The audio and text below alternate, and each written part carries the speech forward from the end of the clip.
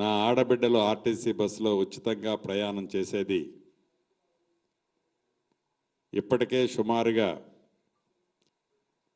14 కోట్లు zero ticket 14,25,00,000 మంది నిన్నటి వరకు జీరో టికెట్ బేస్తో ప్రయాణం చేశారన్నది మీకు మీ ద్వారా యావత్ తెలంగాణ ప్రజలకు తెలియజేయదలుచుకున్నాం. సౌత్ ఇండియాలోనే అతి తక్కువ ధరలకి రత్నాలను అందించే ఏకైక సంస్థ 6JVR. ఈ రెండిటితో పాటుగా మిగతా 4 గ్యారంటీల్లో క్షుణ్ణంగా డిబేట్ చేసి ఈ అసెంబ్లీ సాక్షిగా ఇంకా 2 గ్యారంటీలని ఏ ప్రజలైతే ఇందిరమ్మ రాజ్యం కావాలని కోరుకున్నారో, ఏ ప్రజలైతే కాంగ్రెస్ పార్టీ మీద పూర్తి విశ్వాసంతో తెలంగాణ రాష్ట్రంలో కాంగ్రెస్ పార్టీని అధికారంలో తీసుకొచ్చారో వారి నమ్మకాన్ని ఒమ్ము చెయ్యము అనే విధంగా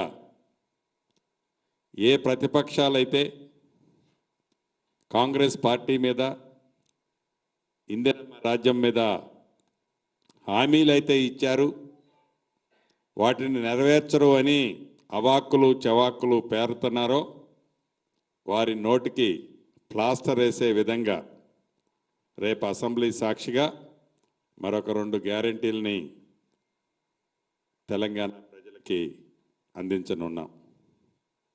అంతేకాదు అనేక వేదికల మీద మా నాయకులు రాహుల్ గాంధీ గారు, ఈనాటి ముఖ్యమంత్రి రేవంత్ రెడ్డి గారు, డిప్యూటీ చీఫ్ మినిస్టరు బట్టి విక్రమార్క గారు, ఈనాడు కేబినెట్లో ఉన్న మంత్రులు, ప్రజాప్రతినిధులు చాలామంది ఇందిరమ్మ రాజ్యం ఏర్పడిన తర్వాత కులగణన ఏర్పాటు చేస్తామని చెప్పాం. ఈరోజు కేబినెట్లో దాన్ని కూడా ఆమోదించుకోవటం జరిగింది. అంతేకాదు తెలంగాణ రాష్ట్రం కావాలని, తెలంగాణ రాష్ట్రం దొరలకి చిహ్నంగా ఉండొద్దు అని, దొర పాలన ఎక్కడా కనిపించొద్దని తెలంగాణ సాంగ్ దగ్గర నుంచి జాతీయ సాంగ్ లాగా తెలంగాణ రాష్ట్ర సాంగ్ దగ్గర నుంచి ప్రతి దానిని తెలంగాణ రాష్ట్రం అద్దం పట్టేలాగా, అంటే తెలంగాణ తల్లి అంటే గత ప్రభుత్వంలో ఒక వ్యక్తిని ఊహించుకునే విధంగా తెలంగాణ తల్లి ఉండేది. చివరికి తెలంగాణ రాష్ట్రానికి కేంద్ర ప్రభుత్వం టీజీ అని ఏదైతే మన రిజిస్ట్రేషన్లో అప్రూవల్ ఇచ్చిందో దాన్ని గత ప్రభుత్వం టీఎస్గా మార్పు చేసింది. కానీ తెలంగాణ రాష్ట్రం టీజీగా ఉండే విధంగా ఈరోజు కేబినెట్లో